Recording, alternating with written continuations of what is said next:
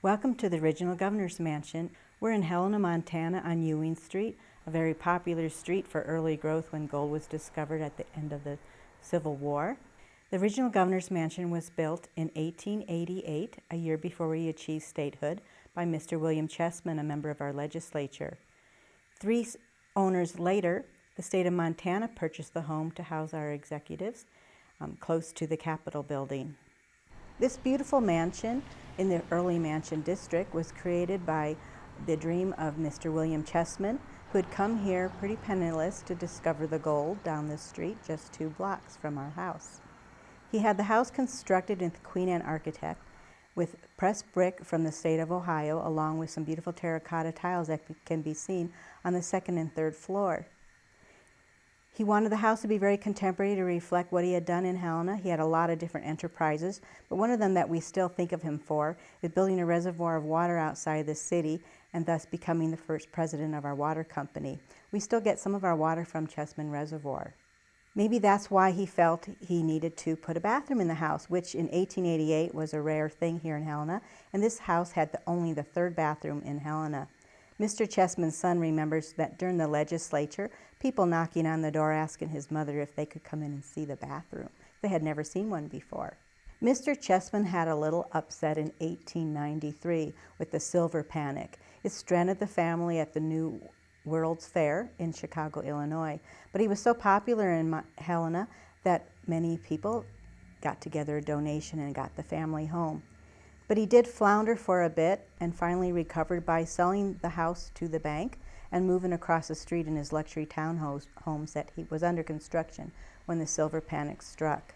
Mr. Chessman was still living there when the house was purchased by the state of Montana to house the first governor in 1913. He was actually the 7th governor, but the first one to live in the home. The first governor to move into the mansion was Sam Stewart. Governor Stewart moved here from Virginia City with his 3 daughters, his wife, and even his mother and father-in-law lived with the family in the executive residence. They lived here from the period of time from 1913 to 1921. The house is arranged the way the Stewart family used it. We had his 3 daughters to help us with that. We're entering the dining room on the 1st floor, a room that I enjoy showing to people because of the contributions of all the former residents that make up the beauty of this room.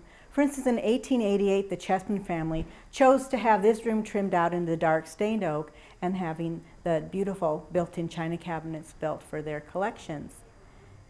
Mr. Chessman's probably the one who had the workers install the pigskin leather on the walls and ceilings, since as I understand that was a popular wall covering in his day.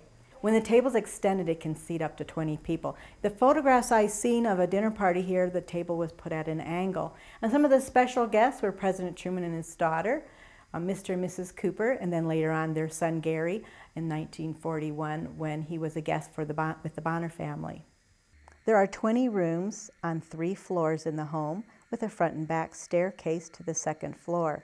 The 2nd floor could be closed off from the public rooms down on the main floor so the governor's family could feel they had a place to retreat and have some uninterrupted chats with themselves and their visitors.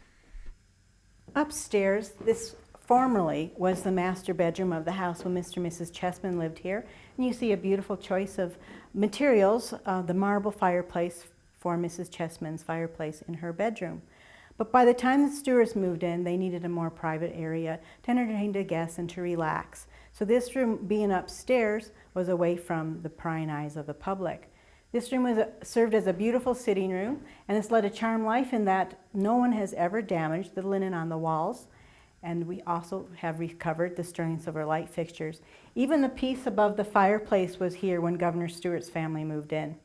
The table is set for a small meal. They did eat up here occasionally. And the Stewart girls brought us their egg cooker where you could soft boil 4 eggs right at the table and have them done just right. This is the room that they played Parcheesi and read books like Anne of Green Gables.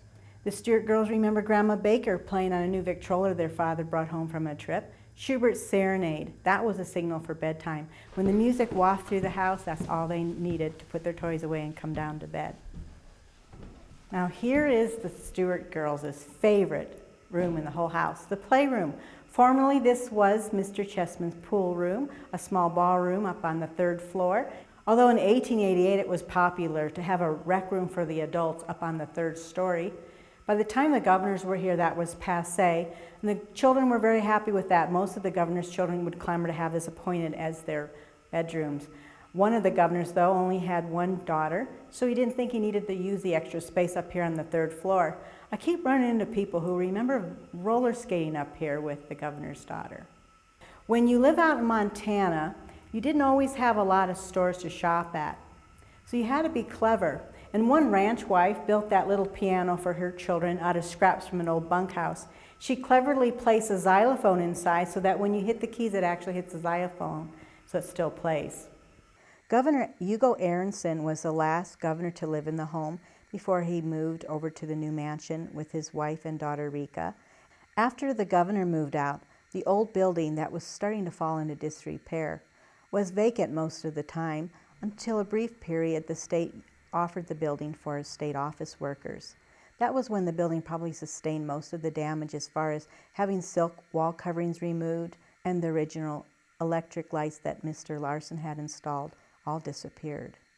In 1981, the state gave the operation of the home to the Montana Historical Society, who have been charged with operating it ever since. The house is so important to us in preserving a way of life and our state history, not only with the discovery of gold and the heyday of growth in Helena, Montana, but the First World War, the Second World War, the events that occurred while the governors were in office, and then again, this way Montana came together to restore their old house before it fell into rack and ruin. And now it's a beautiful place to remember the people that came before that made us who we are today.